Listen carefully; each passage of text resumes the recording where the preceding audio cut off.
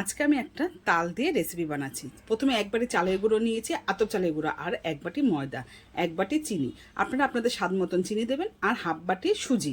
মানে 100 গ্রাম যদি চাল হয় তাহলে 50 গ্রাম সুজি এরকম। আর যেহেতু মিষ্টি জাতীয় জিনিস, একটু নুন দিয়ে ভালো করে মিশিয়ে নিয়েছি। মিশিয়ে নেওয়ার পর দেখুন, আর এক বাটি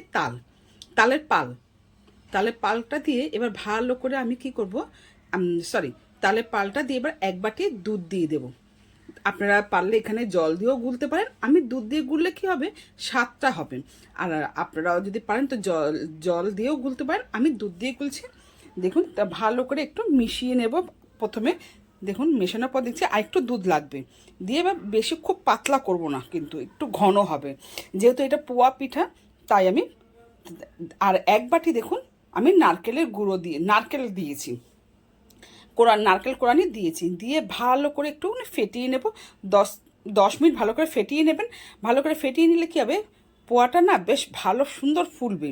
আর একদিকে আমি কড়া বসিয়ে দিয়ে তেলটা গরম হয়ে গেছে, একদম খুব হাই ফ্লেমে দেবেন না, আর পুরো তেল খুব গরম হয়ে যাবে সেরকমও দেবেন না, একটু হালকা গরম হবে তখন দেখুন আমি ছেড়েছি। এবার যেহেতু দেখুন আস্তে আস্তে উপরে ভেসে উঠবে জিনিসটা, দেখুন ভেসে উঠে গেছে, ফুলেও গেছে কত সুন্দর। এরকম করে এক এক করে আমি সব ভেজে নিয়ে এসে দেখাচ্ছে, দেখবেন সবকটা পোয়া পিঠা খুব সুন্দর হবে।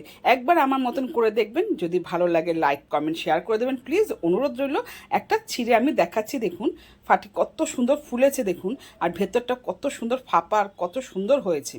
একবার আমার মতন করে দেখবেন প্লিজ, সাবস্ক্রাইব করার অনুরোধ রইল। দেখুন ভালো লাগলে ধন্যবাদ।